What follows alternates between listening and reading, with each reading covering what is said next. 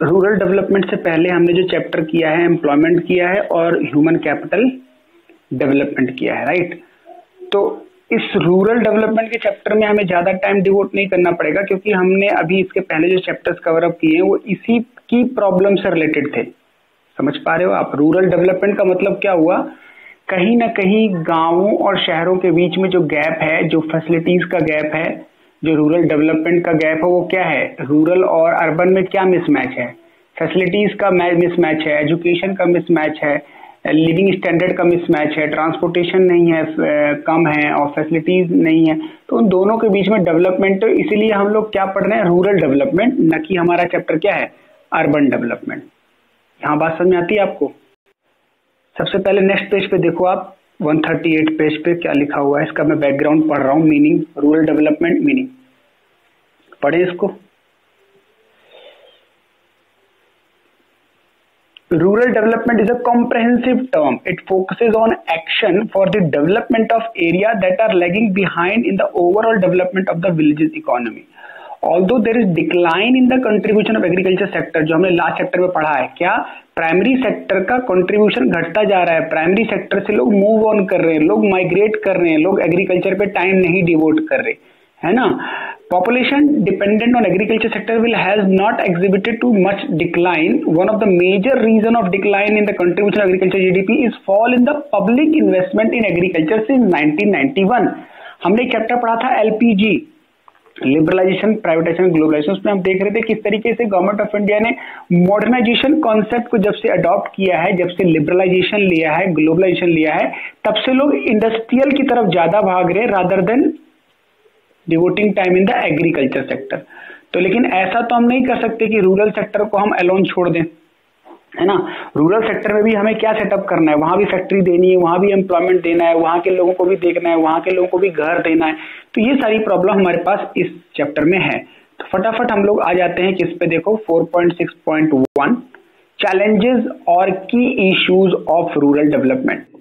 सीधा हम लोग ये बात करते हैं कि भाई हमारे पास रूरल डेवलपमेंट में पॉइंट्स क्या क्या हैं। जैसे हमने पढ़ा था क्या कि हमारे सामने प्रॉब्लम क्या क्या है एम्प्लॉयमेंट को लेकर के, क्या क्या चैलेंजेस आ रहे हैं, किस किस पॉइंट को हमें इंप्रूव करना है। तो रूरल डेवलपमेंट की बात करें, गांवों की तरफ अगर विकास की बात करें, गांवों की तरफ डेवलपमेंट की बात करें, तो कौन कौन सी चीजों पे हमें ध्यान देना है। तो पहला पॉइंट कहता है डेवलपमेंट ऑफ ह्यूमन रिसोर्सेज। आप ह्यूमन रिसोर्सेज को डेवलप करो, यानी लोगों का किस पे ध्यान दो। देखो ये 2 पॉइंट्स लिखे हुए हैं, लिटरेसी पे ध्यान दो, हेल्थ पे ध्यान दो।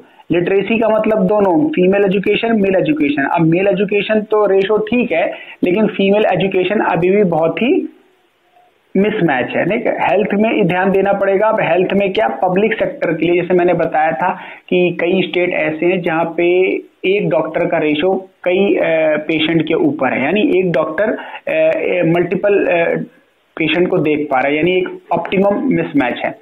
तो हमें ह्यूमन रिसोर्स को डेवलपमेंट हम कैसे कर पाएंगे, जब हम किस पे काम करेंगे बताओ, लिटरेसी एंड हेल्थ, राइट। ये रीजन वहां भी थे, कहां पे, अनएम्प्लॉयमेंट के बारे में जो हम डिस्कस कर रहे थे, है ना। नेक्स्ट पॉइंट क्या है, लैंड रिफॉर्म।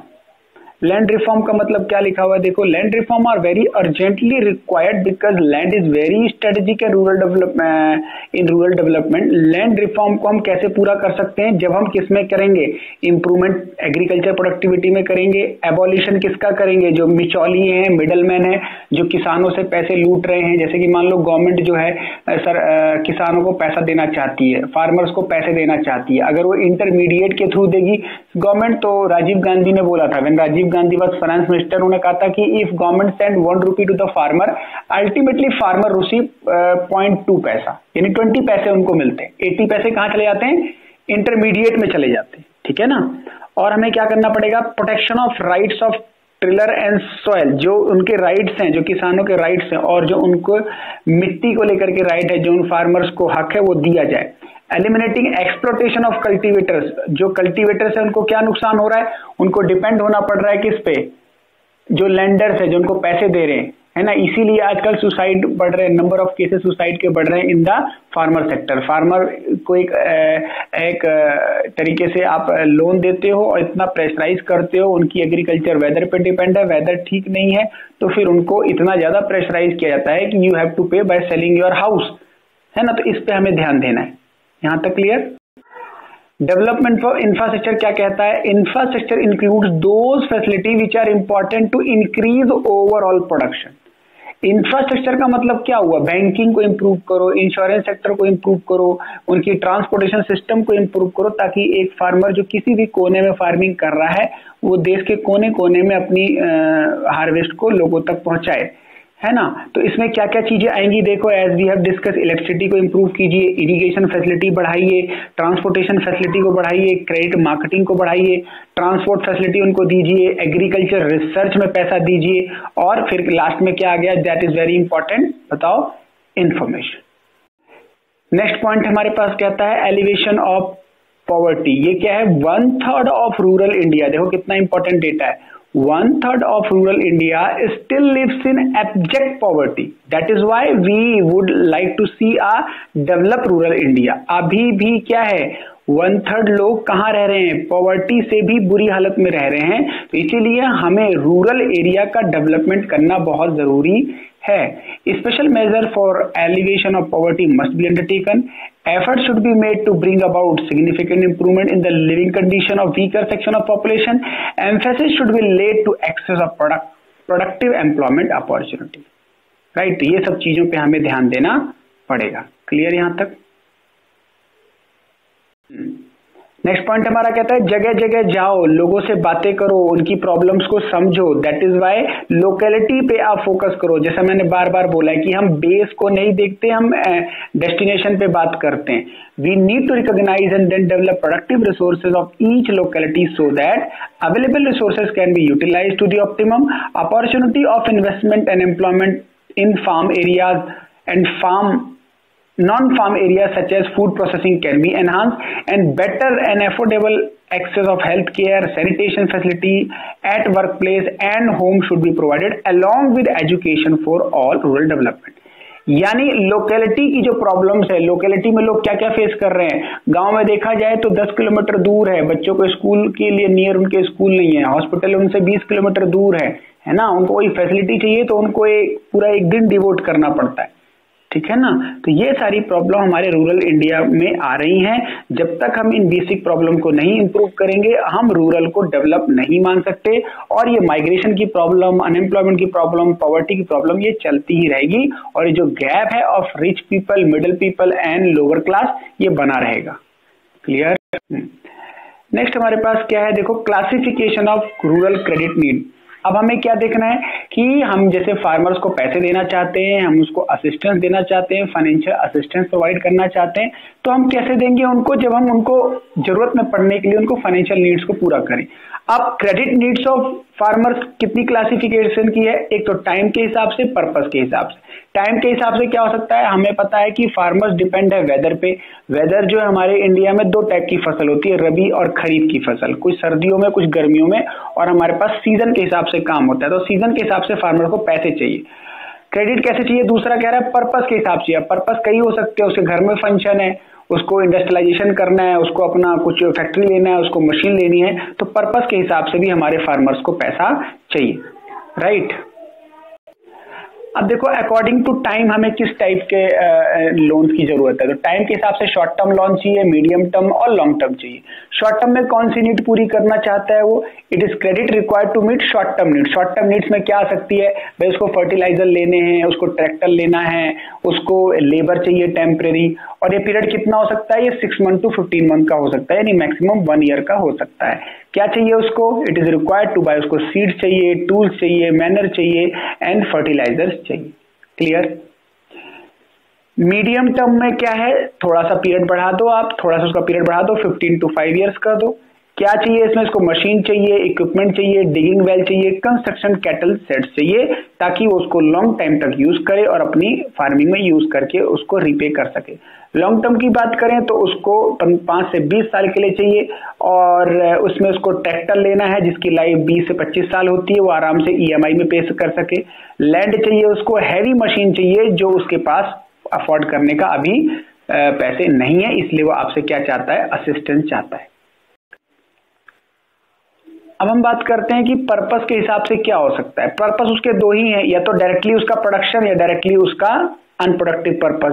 प्रोडक्टिव पर्पस क्या हो सकते हैं भाई, उसको फार्मिंग में प्रोडक्शन चाहिए रिलेटेड टू, यानी सारे पर्पस उससे किससे रिलेटेड है, एग्रीकल्चर के प्रोडक्शन से रिलेटेड है। एग्रीकल्चर में क्या है, एग्रीकल्चर को जैसे हम जानते हैं पहले फसल की हम लैंड का प्रोडक्टिविटी बढ़ाते हैं, फिर उसमें हम फार्मिंग करते हैं, फिर उसको हम कटाते हैं, फिर उसको हम गेहूं में कन्वर्ट करके गेहूं से फिर हम आटा में कन्वर्ट करते हैं, बड़ा प्रोसेस है। तो यह प्रोडक्टिव पर्पस है, इन सबके बीच में पैसे चाहिए, इसका मतलब आपको प्रोडक्टिव पर्पस के लिए चाहिए। अनप्रोडक्टिव की बात करें तो इसमें अदर चीजें आ जाती हैं। अदर चीजों का मतलब क्या हो गया, इसमें जैसे मान लीजिए रिलीजियस फंक्शन है, फैमिली फंक्शन है ना, मैरिज है, उसकी भी अपनी नीड है, उसको पर्सनल एसेट चाहिए, उसको पर्सनल व्हीकल चाहिए। तो इन सब चीजों के लिए किसान भी एक अच्छी जिंदगी जीना चाहता है। जैसे कि अभी आपने देखा था जो अभी किसान आंदोलन हुआ उसमें मोस्टली किस स्टेट के लोगों ने प्रदर्शन किया, पंजाब, क्योंकि पंजाब के लोगों की इनकम बहुत अच्छी है। पंजाब के फार्मर्स की इनकम बेसिकली एग्रीकल्चर से and they are well satisfied with their income. तो वो इस एग्रीकल्चर में किसी गवर्नमेंट का इंटरफेयर नहीं चाहते, वो किसी लॉ का इंटरफेरेंस नहीं चाहते, that is why they oppose that law. Clear. अब हमारे पास जो टॉपिक वो क्या कह रहा है, अब हमारे पास टॉपिक है सोर्सेस ऑफ रूरल क्रेडिट। अभी हमने पढ़ा क्रेडिट चाहिए, अभी हमने पढ़ा दो रीजन के लिए चाहिए। अब हम ये पढ़ना चाह रहे हैं कि अगर हम पैसे देने को तैयार भी हैं, हम कौन है, गवर्नमेंट, तो हम कहां से देंगे, हमारे पास भी तो पैसे होने चाहिए और किस श्योरिटी पे देंगे। सबको पैसे लुटा तो नहीं सकते ना, हमारे लिए इंडस्ट्रीज भी इंपॉर्टेंट है, हमारे लिए फार्मर्स भी इंपॉर्टेंट, हमारे लिए स्टूडेंट भी इंपॉर्टेंट है, हमारे लिए रिटायर्ड पर्सन भी इंपॉर्टेंट है। तो हमारे पास सोर्सेस ऑफ रूरल क्रेडिट क्या है, कहां से हम उसको पैसे अरेंज करके देंगे। ठीक है। अब सबसे बड़ा इसमें एग्जांपल क्या है, क्रेडिट देने के लिए एक बॉडी को सेटअप किया गया है, 1982 में सेटअप किया गया, दैट इज नाबार्ड। नाबार्ड की फुल फॉर्म कहता है national bank for agriculture and rural development. Specially इसको बॉडी को सेटअप किया गया, जैसे हमारे यहाँ पे SBI, सेबी है, RBI है, CBI है, एक पर्पस के लिए बनाए गए हैं। इसीलिए हमने 1982 में फार्मर्स के बेनिफिट के लिए, रूरल के डेवलपमेंट के लिए नाबार्ड जैसी बॉडी को सेटअप किया और हमने उस पर जिम्मेदारी दे दी कि आप रूरल डेवलपमेंट की लिए आप काम करो, आप गांव में किसान तक इस बात को ले जाओ कि गवर्नमेंट आपके बीच में, किसानों के बीच में जाना चाहती है और उनको फंड प्रोवाइड करना चाहती है, चाहे वो शॉर्ट टर्म हो, मीडियम टर्म हो या लॉन्ग टर्म। क्लियर। आगे अब इसने क्या बोला, हमारे पास सोर्सेस ऑफ रूरल क्रेडिट दो टाइप के हो सकते हैं। Sources of rural credit non institutional और इंस्टीट्यूशनल। नॉन इंस्टीट्यूशनल का मतलब हो गया जो एक तरीके से बॉडी सेटअप के थ्रू काम नहीं कर रहे, जैसे मान लो एक पर्सन ने दूसरे पर्सन से लोन ले लिया, ये नॉन इंस्टीट्यूशनल है। बात समझ में आ रही है आपको। इंस्टीट्यूशनल सोर्सेस क्या होगा, जैसे हम बैंक से लेते हैं, ये एक इंस्टीट्यूशनल सेटअप है, इंस्टीट्यूशन के थ्रू हम लोन ले रहे हैं, उसमें एक पूरी डॉक्यूमेंटेशन होगा। तो इसी तरीके से फार्मर के पास क्रेडिट को प्रोवाइड करने के लिए हमारे पास दो सिस्टम है, नॉन इंस्टीट्यूशनल और इंस्टीट्यूशनल। तो पहले हम लोग देखते हैं नॉन इंस्टीट्यूशनल, इनफॉर्मल सेक्टर भी इसको बोलते हैं। क्लियर। तो सबसे पहला हमारे पास नॉन इंस्टीट्यूशनल का एग्जांपल है हमारे पास मनी लेंडर। मनी लेंडर क्या हो गया, जैसे मान लो एक तरीके से कोई ऐसा इंडिविजुअल या ग्रुप ऑफ इंडिविजुअल जो लोगों का काम ही क्या है, लोगों को उधार पैसे देना। अब क्योंकि ये ग्रुप ऑफ पीपल है और लोगों से कनेक्टेड है, तो डेफिनेट सी बात है इसमें ये नॉन इंस्टीट्यूशनल है, क्योंकि इनके रूल्स एंड रेगुलेशन कैसे होंगे, इनके खुद के होंगे, है ना। तभी इनमें प्रॉब्लम क्या है, इनका इंटरेस्ट रेट हाई होगा, अगर नहीं दे पाओगे तो आपकी लैंड को ले लेंगे, है ना। ये अपने आपके अकाउंट्स को मैनिपुलेट कर सकते हैं। अकाउंट्स को मैनिपुलेट क्यों, नॉर्मली किसान क्या है, अनएजुकेटेड है। अब इन लोग ये क्या है, जैसे मान लो ये पढ़े लिखे हैं, थोड़ा सा बनिया कैटेगरी के हैं, तो बनिया से क्या प्रॉफिट कमाना चाहते हैं, तो प्रॉफिट कमाने से इनका इमोशनल कोई टच नहीं है, they just want their money back, right.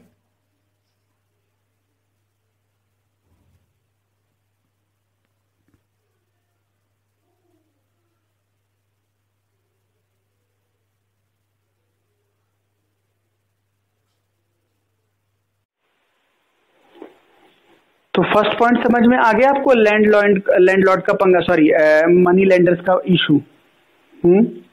दूसरा हमारे पास कौन है, ट्रेडर्स एंड कमीशन एजेंट। ये लोग भी कौन है, ये भी ग्रुप ऑफ इंडिविजुअल्स हैं, इन्हें भी पैसे से मतलब है, इनका भी ये बिजनेस है ना। तो ये भी हाई रेट पे चार्ज करेंगे और ये they force farmer to sell their crop to them at low prices. और ये फोर्स करेंगे कि जो आपकी लैंड हुई, जो आपकी हार्वेस्ट है, जो आपकी क्रॉप है, उसको हमें एक चीप से चीप रेट पे हमें दो। समझ लो, ये प्रेशराइज कर सकते हैं। क्लियर। चलो नेक्स्ट हमारे पास क्या है, लैंडलॉर्ड। लैंडलॉर्ड का मतलब लैंड जिसकी है उस पे हम फार्मिंग करते हैं और ये लोग हम पे क्या है प्रेशर डाल सकते हैं क्या कि भाई लैंड का रेट बढ़ा देंगे या आप पे हम आपके अकाउंट्स को मैनिपुलेट कर देंगे, इतना जुर्माना हर्जाना लग गया, यू हैव टू पे। रिलेटिव्स, रिलेटिव भी हमारे पास क्या है फार्मर्स के लिए एक सहारा है लोन के लिए। तो relative to play an important role in generating credit of farmers. These normally carry no interest and money is return as per requirement of the loan provider और आफ्टर द हार्वेस्ट। समझ गए? तो ये हमारे पे क्या है, ये नॉन इंस्टीट्यूशनल है ना, ये नॉन इंस्टीट्यूशनल है। अब इंस्टीट्यूशनल की बात करेंगे तो कौन आएगा हमारे पास, रूरल बैंक्स आएंगे, है ना, रूरल बैंक्स आएंगे, कोऑपरेटिव सोसाइटीज आएंगी, गवर्नमेंट आएगी, स्मॉल स्केल इंडस्ट्रीज आएंगी जो लोगों को फार्मर्स को क्या देंगी, एक अफोर्डेबल रेट पे लोन देंगी, राइट। देखो अब इसमें हमने क्या पढ़ा, इंस्टीट्यूशनल में क्या समझाना चाह रहा है, फॉर्मल सेक्टर में क्या समझाना चाह रहा है कि पहले हम रूरल सेक्टर पे कैसे डिपेंड थे, हमने रूरल एरियाज में बैंक खोला, फिर हमने कोऑपरेटिव सोसाइटीज बनाई, जगह जगह पे कोऑपरेटिव सोसाइटी बनाई ताकि लोगों तक पहुंचा जा सके। फिर 1969 में हमने क्या अडॉप्ट कर लिया, हमने बैंकिंग सिस्टम अडॉप्ट किया, हमने मल्टी एजेंसी सिस्टम अडॉप्ट किया, है ना, ताकि क्रेडिट सिस्टम को लोगों तक पहुंचाया जाए कि उधार लेना कोई फंसने वाला काम नहीं है, आप सिस्टमेटिकली उसको रीपे कर सकते हो। इसको हमने कॉमर्शलाइजेशन कर दिया, बैंकों को काम ही क्या सौंप दिया कि आपको घर घर गांव गांव जाके फार्मर्स को, लोगों को हेल्प करनी है, ठीक है। अब हम लोग डिस्कस करते हैं some of the important institutional sources of agriculture credit are. Institutional sources हमारे पास क्या है जो हमने पीछे पढ़ा, तो हमारे पास सबसे पहले कोऑपरेटिव क्रेडिट सोसाइटीज हैं, फिर लैंड डेवलपमेंट बैंक्स हैं, फिर कमर्शियल बैंक हैं, फिर रीजनल रूरल बैंक हैं और फिर सेल्फ हेल्प ग्रुप भी हैं। तो ये हमारे पास कौन से हैं, ये इंस्टीट्यूशनल है, ये फॉर्मल सेक्टर है। यहाँ पे सारा काम कैसे होता है बताओ, डॉक्यूमेंटेशन के थ्रू होता है, बाय लॉ होता है और इसका हम कोई डेटा अकाउंट्स को मैनिपुलेट नहीं कर सकते। क्लियर? तो पहला करते हैं हम लोग कोऑपरेटिव क्रेडिट सोसाइटी। तो सबसे पहले क्रेडिट कोऑपरेटिव सोसाइटी से हमने क्या एडवांटेज देखा, हमने देखो क्या फायदा है इनसे, भैया इनमें मनी लेंडर का कोई रोल नहीं है, ये आपको एडवांस में पैसे देंगे, इंटरेस्ट रेट कम होगा या कि नेग्लिजिबल होगा, है ना, continuous flow of income generate करेंगे ये आपको ऐसा नहीं है कि एक टाइम ऐसा आ जाए कि आप कंगाल हो जाओ, ऐसा कंडीशन ये नहीं डालेंगे और ये पूरे क्रेडिट सिस्टम का 30% ये लोग अपना एरिया कवर करते हैं। क्लियर? नेक्स्ट हमारे पास है लैंड डेवलपमेंट बैंक, जिनका काम ही क्या है, लोगों के एग्रीकल्चर में लैंड से रिलेटेड प्रॉब्लम या जिसके पास लैंड है लेकिन उसको मेंटेन करने के पैसे नहीं है तो उसको वो short term, medium term, long loan provide करेंगे, राइट। थर्ड देखते हैं कॉमर्शियल बैंक क्रेडिट। इसमें देखो क्या लिखा हुआ है, commercial bank credit. After the nationalization in 1969, commercial bank play a major role in advancing credit. The objective of commercial bank. अब commercial bank क्या? कमर्शियल बैंक का मतलब जो बैंक सेक्टर आप देख रहे हो, जो भी आप प्राइवेट बैंकिंग सेक्टर आसपास देख रहे हो जिसमें आप अकाउंट खुलवाते हो, उनको हम कमर्शियल बैंक बोलते हैं। तो उनको भी हमने ये रिस्पॉन्सिबिलिटी दे दी कि आपका काम सिर्फ लैंडिंग डिपॉजिट ही नहीं है, आप फार्मर्स तक जाओ, उनकी नीड को समझो और उनको भी आप लोन प्रोवाइड करो। मानते हैं कि उनको लोन देने में रिस्क है क्योंकि उनके पास बैड डेट्स होने का चांस है, पैसे डूबने का चांस है क्योंकि उनके पास रिकवरी रेट इतनी फास्ट नहीं है, लेकिन उनको भी अगर आप पैसे देते हो तो उनसे भी आप अमाउंट अर्न कर सकते हो, आप बाकी रिस्क को अदर साइड रखें तो। क्लियर?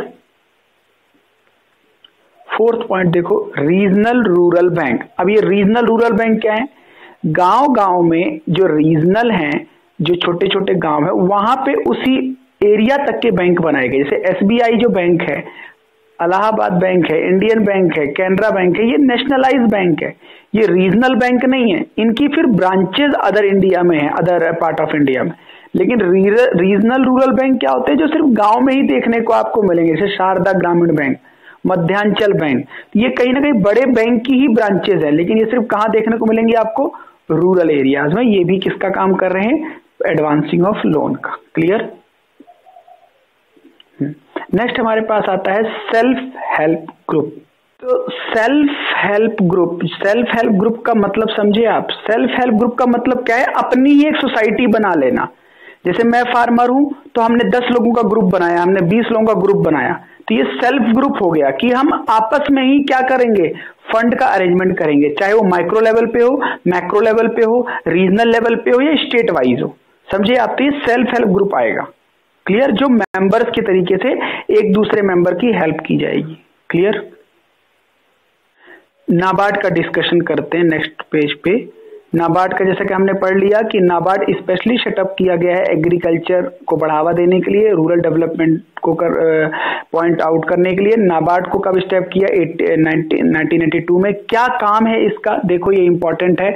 नाबार्ड का काम क्या है? इसका काम है, इसको हमने स्टैब्लिश किया, इसका फंक्शन है to act as an apex agency. सबसे टॉप पे आप ही हो for the institution which advance credit in rural areas. यही है मेन जो रूरल एरियाज में फार्मर्स को लोन देगी। दूसरा, to promote the strength of the credit institution in credit delivery system, जैसे कि कमर्शियल बैंक, कोऑपरेटिव, रीजन, जो ऊपर पढ़ा हमने उसको स्ट्रेंथिंग करने के लिए। कमर्शियल बैंक को ये बोलेगा नाबार्ड की आप लोन दो, मैं आपके अमाउंट का श्योरिटी लेता हूं। तीसरा, to provide assistance to the non farm sector also. जरूरी नहीं है जो प्योरली फार्मर हो उसको, नॉन फार्मिंग सेक्टर जो रिलेटेड टू फार्मिंग है उसको भी हेल्प करना। To control and evaluate the project finance by it, उनको कंट्रोल करना। And it coordinate the functioning of different financial institution involve in advancing rural credit. Clear? तो ये हमारा एक तरीके से क्या कवर हो गया, हमने ये देख लिया कि रूरल डेवलपमेंट में जो टाइप्स ऑफ क्रेडिट सिस्टम है उसमें हमने डिस्कशन कर लिया कि हमारे पास कितने सिस्टम है, कितने टाइप से काम कर रहे हैं और हमारे पास कितने वेज है। तो हमने पढ़ा इंस्टीट्यूशनल भी है, नॉन इंस्टीट्यूशनल भी है, फॉर्मल भी है और इनफॉर्मल सिस्टम भी है। दोनों के पास रिस्पॉन्सिबिलिटी दी गई है कि हम रूरल का डेवलपमेंट करें, फार्मर्स का डेवलपमेंट करें और जो होने वाली प्रॉब्लम्स हैं इससे रिलेटेड रूरल डेवलपमेंट ना होने की वजह उसको हम कम से कम करें। क्लियर?